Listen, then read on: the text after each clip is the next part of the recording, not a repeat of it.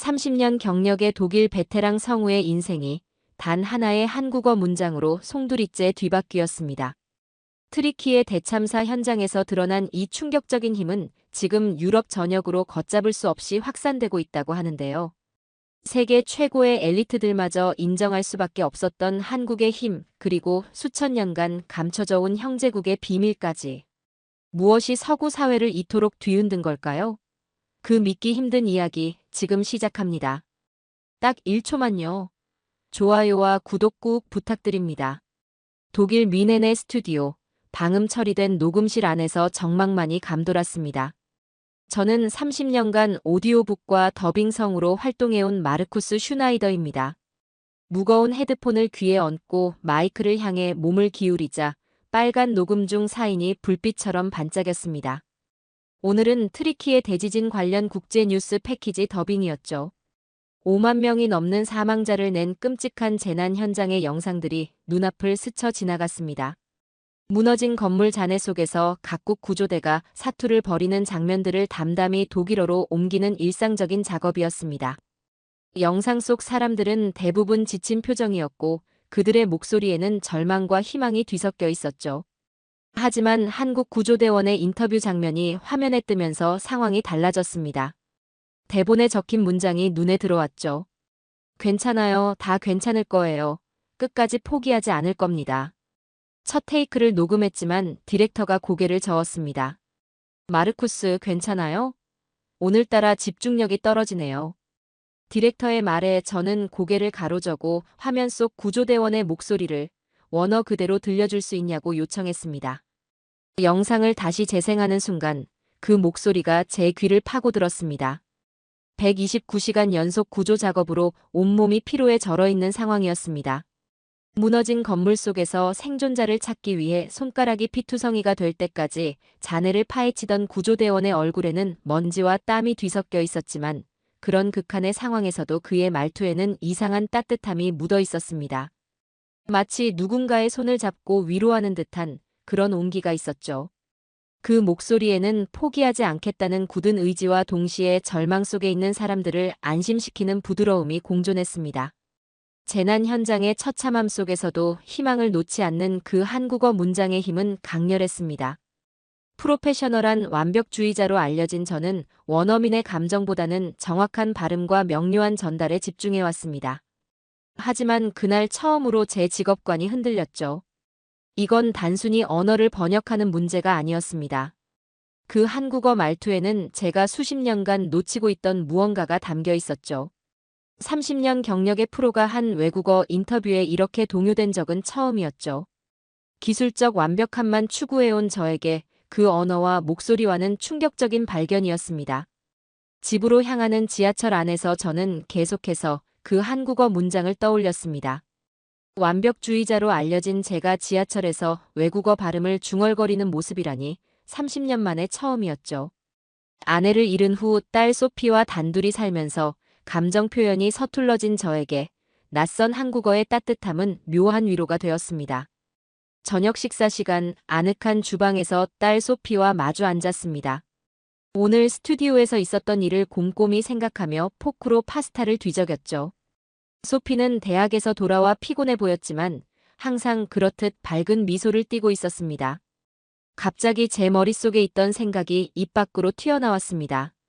한국어 끝소리가 정말 따뜻하더라. 무심코 내뱉은 말이었지만 소피의 눈이 반짝였죠. 저도 모르게 아침에 들었던 그 한국 구조대원의 말투를 흉내내며 중얼거렸습니다. 소피는 파스타를 먹다 말고 휴대폰을 꺼내 들었습니다. 아빠, 이거 봐봐. 소피가 화면을 제 쪽으로 돌렸죠.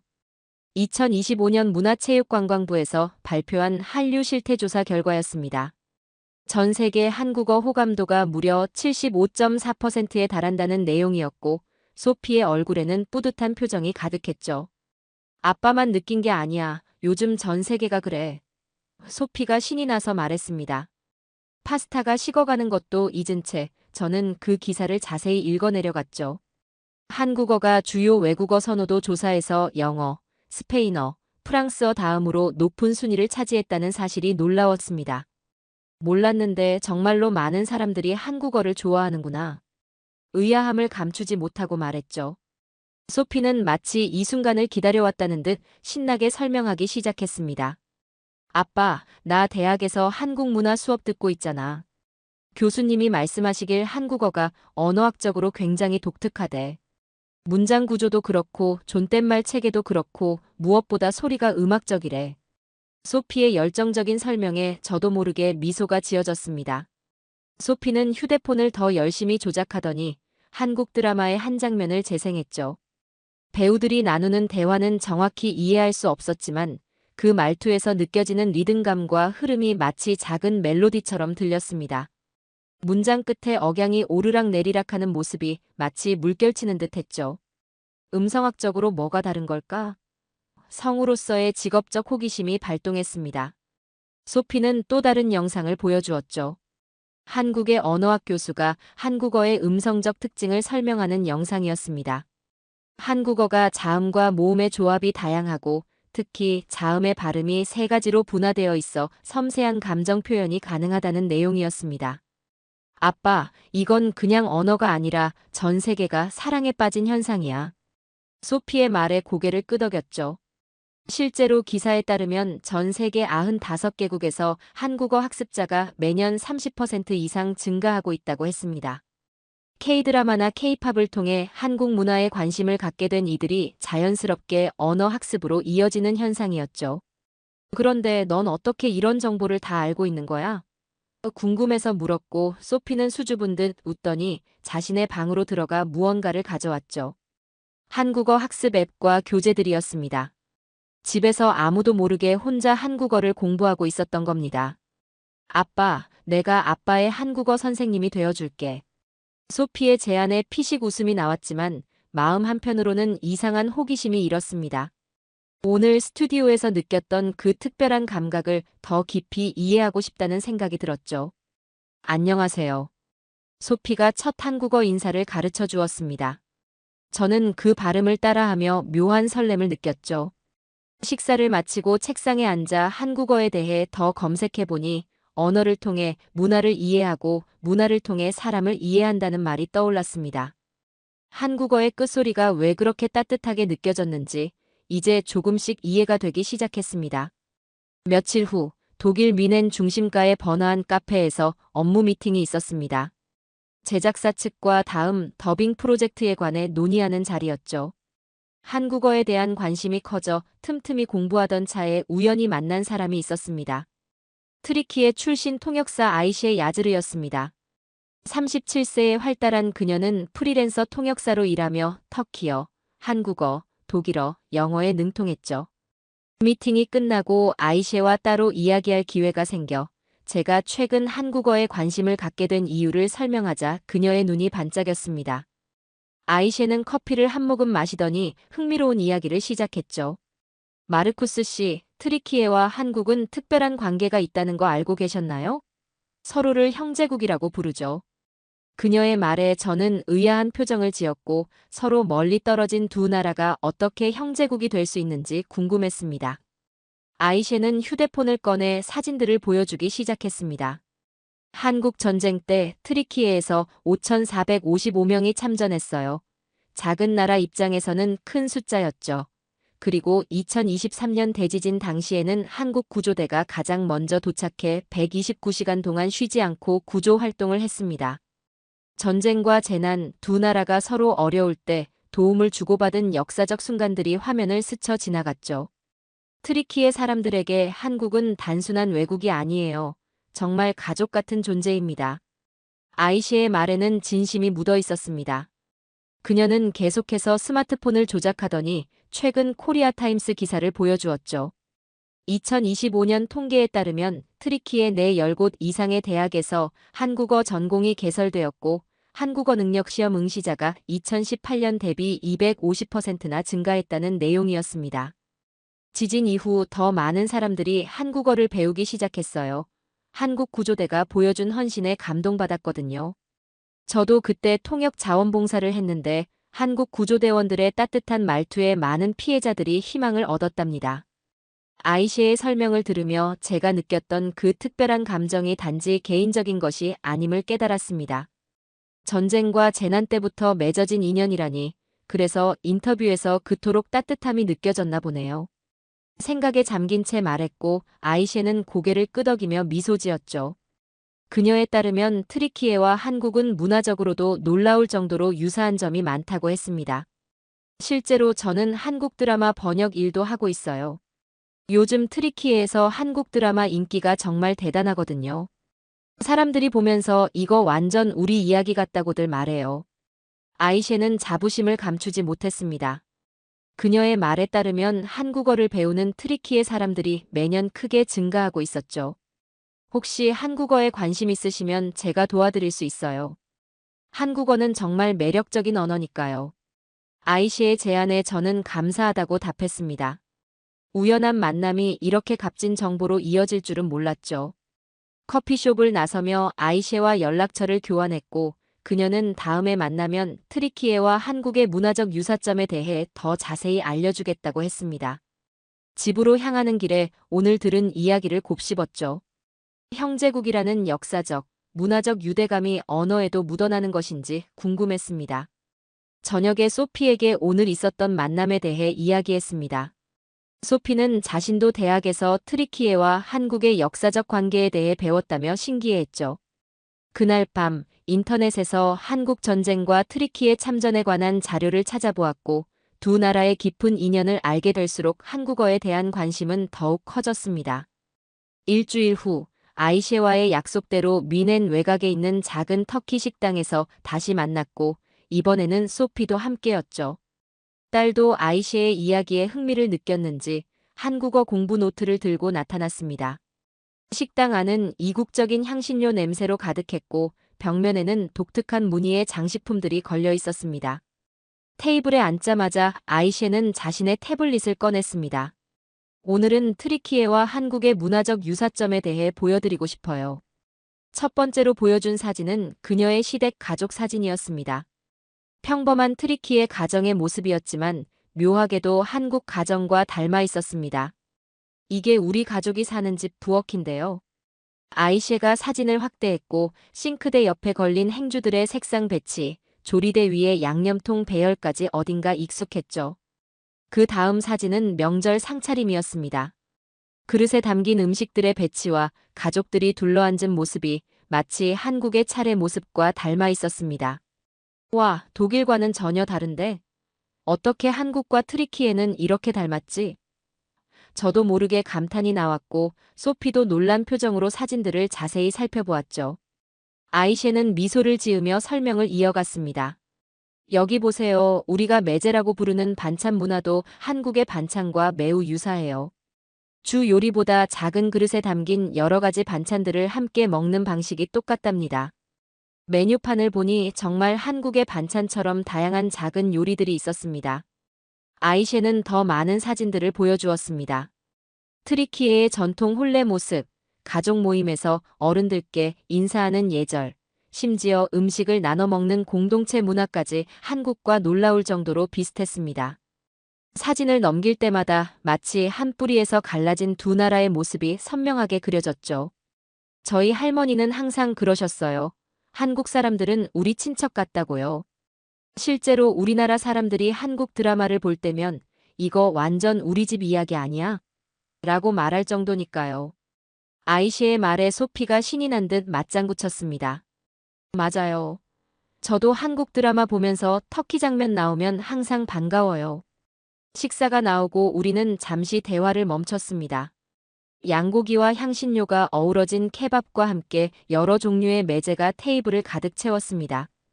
음식을 먹으며 자연스럽게 한국 음식과 비교하는 이야기로 이어졌죠. 양념의 사용법과 발효식품의 중요성까지 두 나라의 식문화는 놀라울 정도로 공통점이 많았습니다. 그래서 터키 사람들은 한국을 가족 같다고 느끼며 한국어는 정겨운 언어로 본대요. 아이셰가 차를 마시며 말했습니다. 어르신들조차 K드라마 보며 저거 완전 우리 이야기네 하세요. 그녀의 눈빛에는 진심 어린 자부심이 담겨 있었죠. 대화가 무르익을수록 두 문화 간의 유사성은 더욱 분명해졌습니다. 집안 어른을 공경하는 문화, 손님에 대한 환대, 정이라는 개념까지 공유하고 있었고 이런 유사성이 한국어를 배우는 트리키의 사람들에게 특별한 친근감을 준다고 아이셰는 설명했죠. 소피가 궁금한 듯 물었습니다. 그럼 터키어와 한국어도 비슷한가요? 아이셰는 고개를 끄덕였습니다. 문법 구조가 놀라울 정도로 유사해요. 두 언어 모두 교차어이고 문장 구조도 주어, 목적어, 동사 순서로 같답니다. 집으로 돌아오는 길, 저는 오늘 본 사진들과 들은 이야기를 곰곰이 생각했습니다. 지리적으로 멀리 떨어진 두 나라가 이토록 많은 문화적 공통점을 가지고 있다는 사실이 놀라웠죠.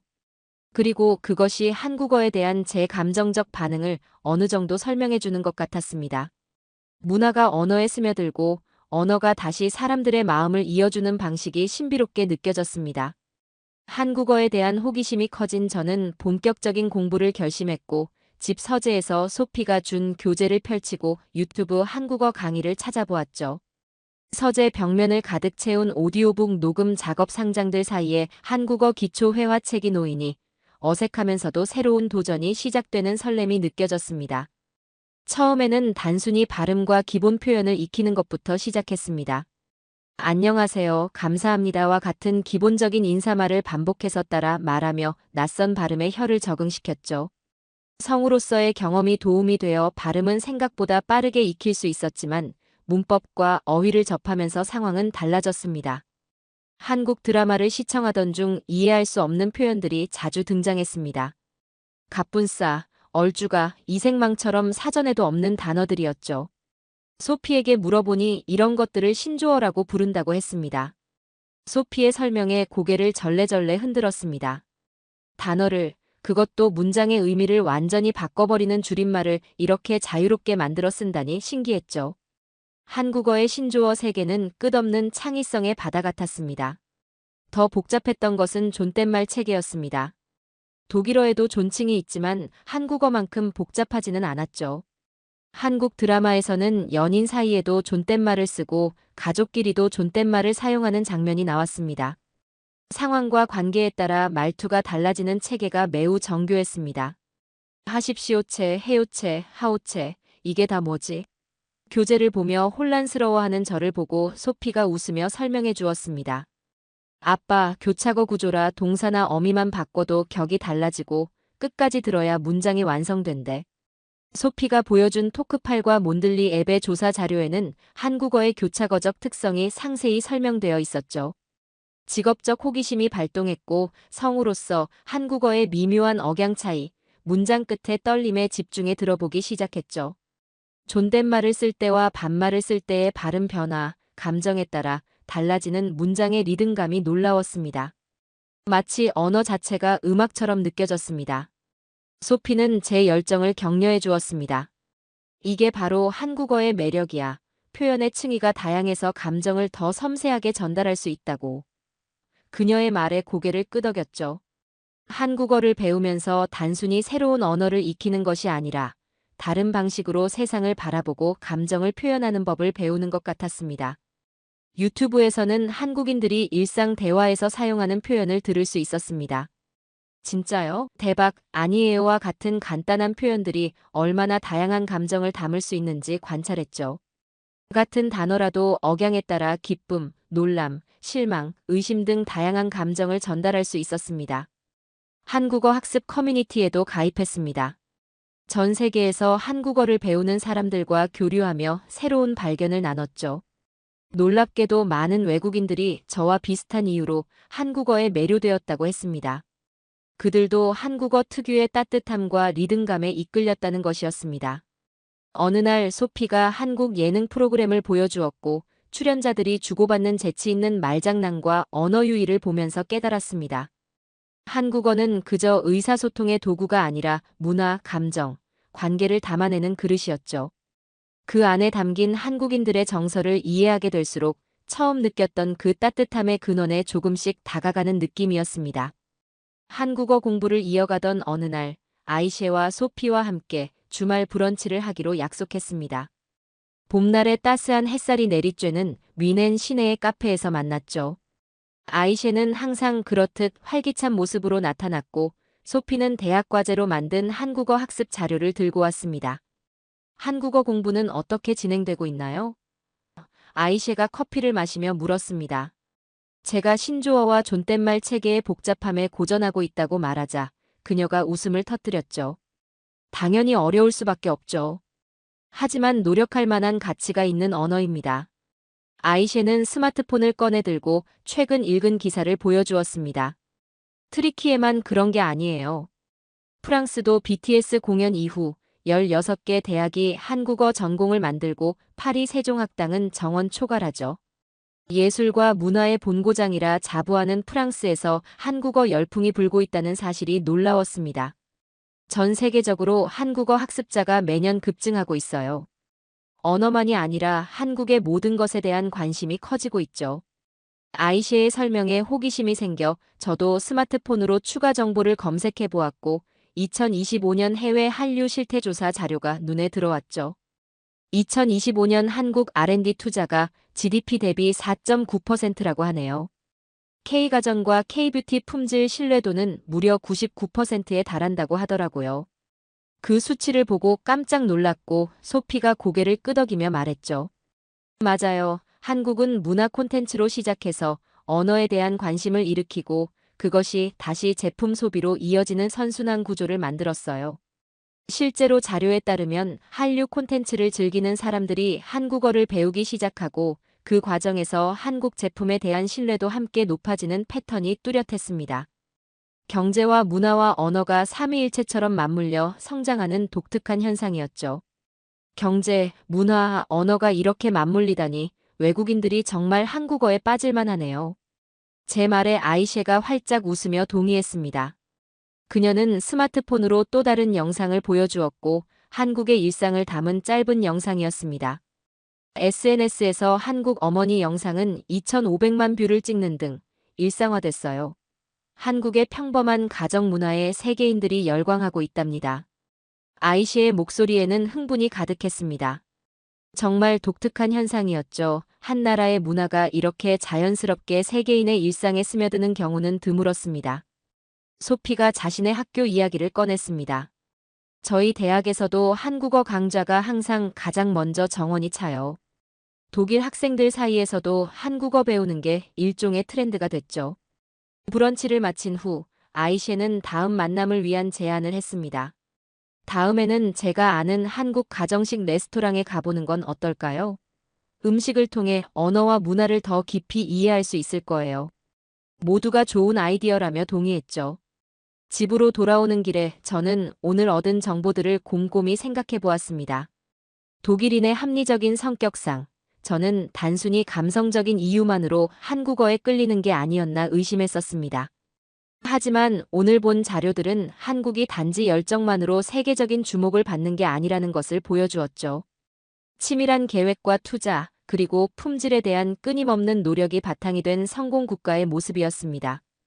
저녁에 딸과 함께 한국 영화를 보면서 언어 하나를 통해 이렇게 새로운 세계가 열리다니 놀랍다는 생각이 들었습니다. 처음에는 단순히 한국 구조대원의 따뜻한 말투에 이끌렸을 뿐인데 이제는 그 나라의 경제, 문화, 역사까지 알아가고 있었죠. 언어가 가진 힘, 그리고 그것이 열어주는 새로운 시각이 제 삶을 풍요롭게 만들고 있음을 느꼈습니다. 독일 성우협회의 연례 세미나가 다가왔습니다. 매년 성우들이 모여 새로운 기술과 경험을 나누는 자리였죠.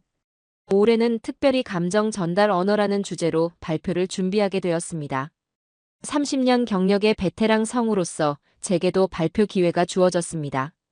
어떤 내용을 준비할지 고민하던 중 문득 한국어에 대한 제 경험이 떠올랐습니다. 발표 준비를 위해 소피와 아이셰에게 도움을 청했습니다. 트리키의 지진 당시 한국 구조대 인터뷰 영상과 제가 더빙했던 녹음본을 비교 분석하기로 했죠. 함께 녹음실에 모여 원본과 더빙본을 번갈아 들으며 차이점을 기록했고 그 과정에서 놀라운 발견들이 있었습니다. 세미나 당일 베를린 컨벤션 센터의 강연장은 독일 전역에서 모인 성우들로 가득 찼습니다. 무대에 오른 저는 깊은 숨을 들이마시고 발표를 시작했습니다. 한국 구조대 인터뷰를 더빙하면서 느낀 건 한국어는 말끝의 떨림으로 사람을 품는다는 것이었습니다. 청중의 표정이 의아해졌죠. 대부분이 전문적인 기술이나 새로운 장비에 대한 이야기를 기대했을 텐데 한 언어의 감성적 측면을 이야기하는 것이 의외였을 겁니다. 준비해온 영상을 재생했고 지진 현장에서 피해자를 구조하는 한국 구조대원의 모습과 그의 인터뷰가 흘러나왔습니다. 그리고 제가 더빙한 독일어 버전을 차례로 들려주었죠. 같은 내용이지만 어딘가 결정적으로 다른 무언가가 있었습니다. 언어학적으로 분석해보니 한국어에는 존댓말이라는 특별한 체계가 있습니다. 이것은 단순히 상대를 높이는 것이 아니라 관계를 표현하는 방식입니다. 슬라이드를 넘기며 설명했죠. 존댓말의 다양한 층위, 그리고 그것이 만들어내는 감정적 거리감과 친밀감의 미묘한 조절에 대해 이야기했습니다. 이어서 정과 눈치처럼 번역하기 힘든 한국어 단어들을 소개했습니다. 이런 개념들은 단순한 단어가 아니라 한국 문화의 핵심을 담고 있습니다. 그리고 그것이 언어의 소리와 리듬, 억양에 자연스럽게 녹아들어 있죠. 청중들이 점점 더 흥미로운 표정으로 경청했습니다. 30년 동안 성우로 활동하면서 저는 기술적 완벽함만을 추구했습니다. 하지만 한국어를 접하고 나서야 소리가 단순한 의미 전달 이상의 것일 수 있다는 걸 깨달았습니다. 청중석에서는 놀란 표정들이 보였습니다. 독일 최고의 성우 중 한 명이 자신의 직업관이 흔들렸다고 고백하는 모습이 충격적이었을 겁니다. 이 언어엔 사람 간 관계가 담겨 있습니다. 단어 하나, 어미 하나로 친밀함과 존경, 그리고 따뜻한 위로를 전할 수 있죠. 발표를 마치자 뜨거운 박수가 터져 나왔고 일문 시간에는 많은 동료들이 한국어의 음성적 특징과 감정 전달 방식에 관해 더 알고 싶어 했죠. 한 젊은 성우는 평생 기술만 중요하다고 생각했는데 감정을 담는 법을 배워야겠다며 감동을 표현했습니다. 세미나가 끝난 후 여러 동료들이 다가와 축하와 감사의 말을 전했습니다. 독일 최대 방송사의 음성 디렉터는 제게 특별 프로젝트를 제안하기도 했죠. 감정을 담은 목소리가 필요한 다큐멘터리가 있는데 성우님의 새로운 접근법이 완벽할 것 같아요. 그날 밤 호텔방에 누워 천장을 바라보며 생각했습니다. 한 외국어를 접한 것이 어떻게 내 직업관, 나아가 인생관까지 바꿀 수 있었는지 놀라웠죠. 베를린에서의 세미나를 마치고 뮌헨으로 돌아온 저는 새로운 에너지로 가득 찼습니다. 발표 이후 여러 방송사와 제작사에서 연락이 왔고 한국 관련 다큐멘터리 더빙 제안도 받았지만 그보다 더 중요한 변화는 제 내면에서 일어났습니다. 30년 동안 기계적으로 읽어왔던 대본들이 이제는 살아 숨쉬는 이야기로 느껴졌습니다. 귀국 첫날, 딸 소피와 아이셰가 환영 저녁 식사를 계획했다는 문자를 받았습니다. 아빠를 위한 특별한 장소가 있어요. 소피의 메시지에 궁금증이 생겼죠. 약속 시간에 맞춰 도착한 곳은 뮌헨 시내의 작은 한국 음식점이었고 붉은 등불과 한글로 쓰인 간판이 밖에서도 눈에 띄었습니다. 식당 문을 열고 들어서자 따뜻한 공기와 함께 낯설지만 묘하게 편안한 향신료 냄새가 코끝을 스쳤습니다. 소피와 아이셰가 테이블에서 손을 흔들며 저를 반겼고 자리에 앉자 소피가 윙크하며 말했습니다. 아빠, 이제 한국어로 주문해보세요. 가슴이 두근거렸습니다. 지난 몇 개월간 틈틈이 공부한 한국어를 실제로 사용할 기회였죠. 메뉴판을 들여다보며 소피에게 조용히 물었습니다. 뭐라고 말하지? 소피가 몇 가지 표현을 귓속말로 알려주었고 심호흡을 한 후 용기를 내어 말했죠. 안녕하세요. 불고기 2인분 부탁드립니다. 서툴지만 진심을 담아 말했습니다. 순간 식당 안이 조용해졌고 주문을 받던 직원의 얼굴에 환한 미소가 번졌습니다. 한국말 정말 잘하시네요. 직원이 반갑게 응대했습니다. 비록 간단한 인사와 주문이었지만 그 말 한마디에 가슴이 뿌듯해졌죠. 음식이 나오는 동안 세미나에서 있었던 일을 두 사람에게 자세히 들려주었습니다. 발표 중간에 느꼈던 감정, 청중들의 반응, 그 이후 받은 제안들까지 모두 나누었죠. 아이셰는 진심 어린 눈빛으로 축하의 말을 건넸습니다. 언어는 단순히 의사소통 도구가 아니라 문화와 마음을 담는 그릇이에요. 그 부분을 발견했다는 게 정말 기쁘네요. 그녀의 말에 깊이 공감했죠. 불고기와 반찬들이 테이블 위에 가득 차려졌고 저는 생애 처음으로 젓가락을 능숙하게 사용하려 노력했습니다. 식사를 즐기며 소피가 물었습니다. 아빠, 한국어를 배우면서 가장 크게 달라진 점이 뭐예요? 질문에 잠시 생각에 잠겼습니다. 여러 변화가 있었지만 가장 본질적인 것은 무엇이었을까요? 이 언어를 알게 된 뒤 내 목소리에 온기가 생겼어. 이제 내가 진짜 산다는 느낌이 들어. 솔직한 마음을 전했습니다.